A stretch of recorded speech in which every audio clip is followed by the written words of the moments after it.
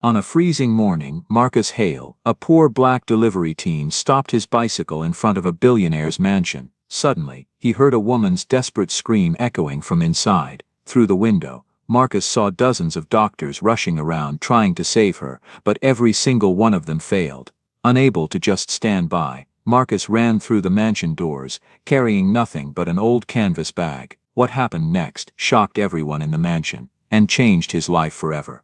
Before we continue, tell us what time it is and where you're watching from. Subscribe and hype, because tomorrow I've got something extra special for you. Marcus Hale's hands wouldn't stop shaking.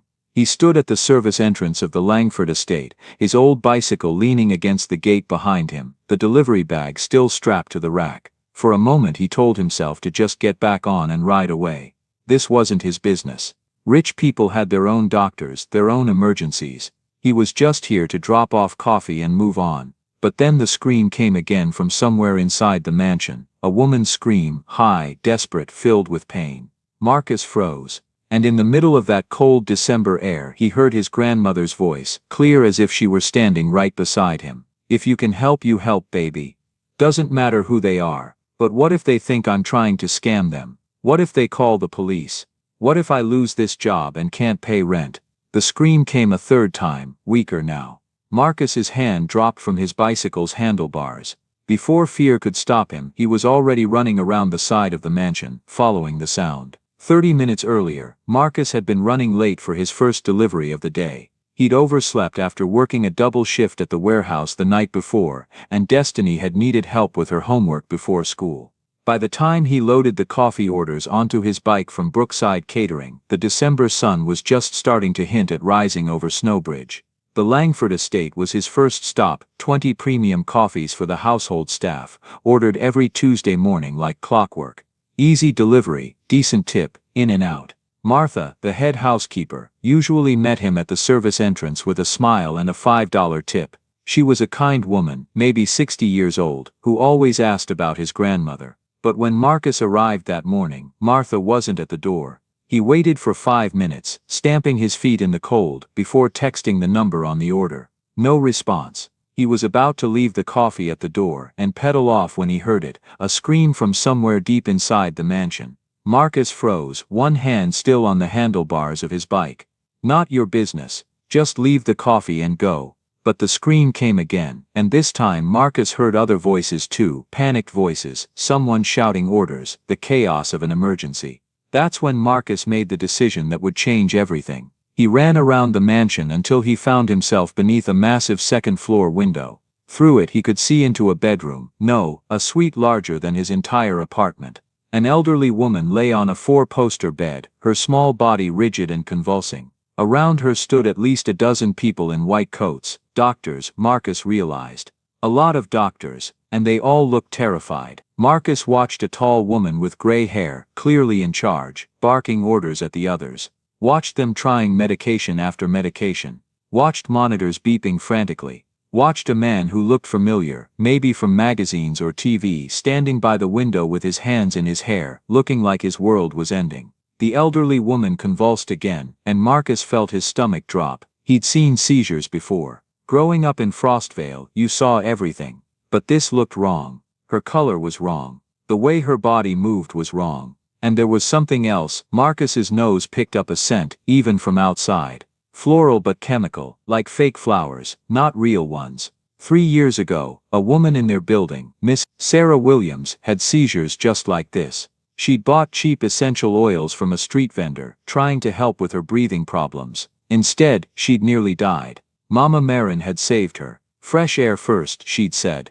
"Get her away from whatever's poisoning her. Then herbs to help the body clear it out." Marcus watched the doctors in that expensive bedroom, throwing modern medicine at a problem they didn't understand, and he knew what was wrong. But who would listen to him? A 19-year-old delivery boy from Frostvale. He stood there, frozen with indecision, for maybe 20 seconds that felt like hours. Then the elderly woman convulsed again, harder this time, and Marcus stopped thinking. He ran to the front entrance. The security guard at the front door was a mountain of a man. His name tag read, Turner, and his expression said he'd seen every con artist and crazy person who'd ever tried to get past him. Delivery entrance is around back, kid. I know, sir, but Marcus's voice cracked. He swallowed and tried again. There's a woman up there having a seizure, through that window. I saw her. Turner's expression didn't change. The family has doctors, move along. Please. Marcus pulled out the small canvas bag he always carried. His hands were shaking so bad he almost dropped it. My grandmother, she's a healer. She treated someone with seizures just like that. I'm not sure, but I think I might know what's wrong. Turner's hand moved to his radio. Kid, I'm going to ask you one more time to leave, and then I'm calling the police. That woman is dying. Marcus's voice came out louder than he intended, desperate. I'm not trying to scam anyone. I just want to help. Please, just let me talk to whoever's in charge up there. If I'm wrong, fine, call the cops, I'll go. But if I'm right and you don't let me try. He didn't finish the sentence, didn't need to. Turner stared at him for a long moment. What's in the bag? Herbs. Plants. My grandmother taught me. Herbs. Turner repeated, his voice flat. I know how it sounds, Marcus said quickly. I know you think I'm crazy. But that woman up there, she's not having a regular seizure. It's something in the air, something she's breathing. I can smell it from outside. It's the front door burst open and another security guard came running out, his face pale. Turner, we need everyone upstairs. Mrs. Langford's having another seizure and Dr. Wells says it's bad. Really bad. They're saying, he stopped glancing at Marcus, then lowered his voice. They're saying she might not make it this time. Turner looked at the other guard, then back at Marcus, standing there with his canvas bag, trembling hands and desperate eyes. What's your name, kid?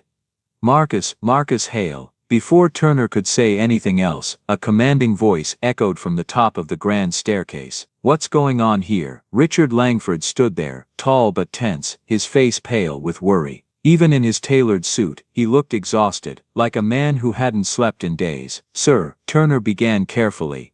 This boy says he knows what's wrong with Mrs. Langford. Richard's sharp gaze landed on Marcus. You said you know what's wrong with my mother. Marcus's voice came out shaking but steady. I think so, sir. I was making a delivery, and I saw her through the window. I've seen someone have seizures like that before. My grandmother treated it. I think it's something in the air, something she's breathing. One of the guards scoffed quietly, but Richard didn't take his eyes off Marcus. He came down the stairs slowly. You're a delivery boy. Yes, sir, but please, if you just let me explain. If I'm wrong, I'll leave, but if I'm right, I can help. Richard hesitated only a moment, torn between reason and desperation. Then he turned to the guards.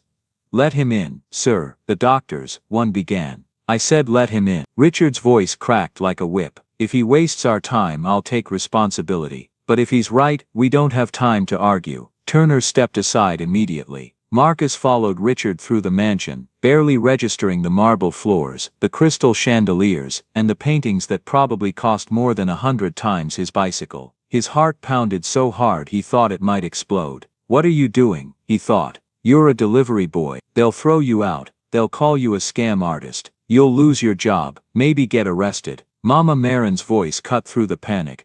Knowledge is meant to be shared, baby. If you can help, you help. They climbed a sweeping staircase, other staff members rushing past them, the air thick with fear. At the top of the stairs, they reached a heavy double door guarded by more security. Richard didn't hesitate. He threw the doors open himself. The room was chaos barely contained. 15 people in white coats crowded around a massive 4-poster bed. Medical equipment beeped and hummed. The elderly woman, Mrs. Langford, lay rigid on the bed, her body convulsing, her face twisted in pain. Richard stopped just inside the doorway, his voice